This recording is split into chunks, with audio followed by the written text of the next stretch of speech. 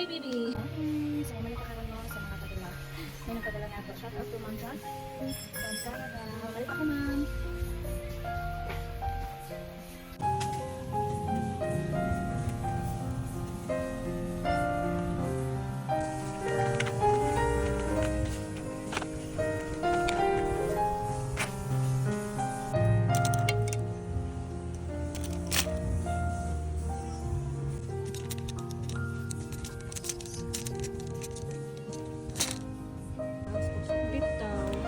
Hi mga kaguro, ako ay naniniwala, when someone trusts you, never break it. Trust is hard to earn and easy to lose. And so hard to earn back. Hello everyone! Samahan niyo ako today na mamili at mag-pack ng mga school supplies para sa mga identified learners sa school. Sa mga nagtatanong kung marami ba akong pera dahil nakabili ako ng ganito kadaming school supplies. Hindi po sa akin to. Donor po. Donor namin na hindi ko nakita ni minsan kasi yung Facebook niya ay mga anak niya lang ang nasa picture. Shout out sa iyo, ma'am. Maraming salamat po talaga sa mga biyaya na binigay mo sa akin, sa amin. Sabi mo pa sa akin, masaya kaya ang makatanggap niyan, ma'am? Sabi ko naman, opo, napakalaking tulong na ito sa kanila. Ako nga nahihiya sa'yo, mami, pero thank you so much po talaga. Minsan naisip ko kung paano ko siya masusuklian sa lahat ng mga tulong niya, sa lahat ng kabaitan niya na ipinapakita niya sa akin. Not only sa akin, kundi pati sa mga bata ngayon na under my supervision. Alam mo yung para pa rin akong nakalutang, hindi ako makapaniwala na magagawa ko to dahil sa kanya. Sa ganitong sitwasyon, mas lumalakas yung pananalig ko kay Lord dahil alam ko siya yung naggabay kay ma'am para tulungan ako.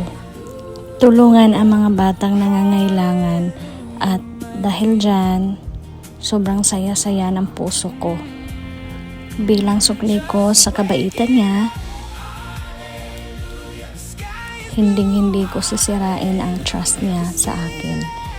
So, sa ganong paraan, ma-happy naman siya at masabi niyang worth it lahat ng ginagawa niya. Again, maraming salamat po, ma'am. Nananawagan ako sa lahat ng mga hindi nakatanggap na sana ay unawain ninyo ang sitwasyon at magpasalamat tayo dahil napoprovide natin yung mga kailangan ng mga anak natin, lalo na itong school supplies. Kudos to the parents na ginagawa talaga ang lahat para maibigay ang Peaceful mga talaga ang buhay natin basta marunong tayong tumanggap, marunong tayong umintindi. Ang saya pala pag ganito, no, na hindi mo mararamdaman yung pagod.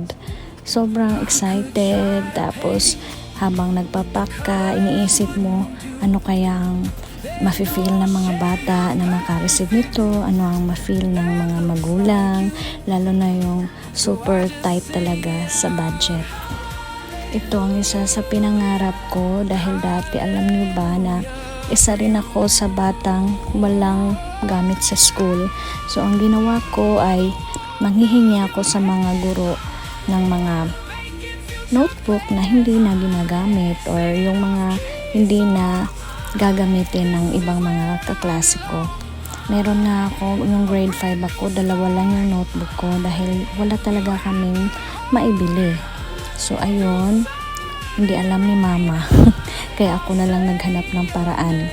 So kung ibabalik ko yung sarili ko sa panahon ngayon, sa side ng mga bata, magiging masaya ako dahil nakatanggap ako nito. Sana nga, no? Sobrang daldal ko na ba?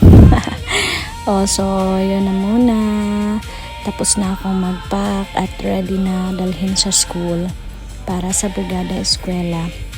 Kung wala yung parents ng mga batang ito sa Brigada Eskwela, pwede ito sa klase na ibigay ng mga guro. Thank you so much, ma'am, again. God bless.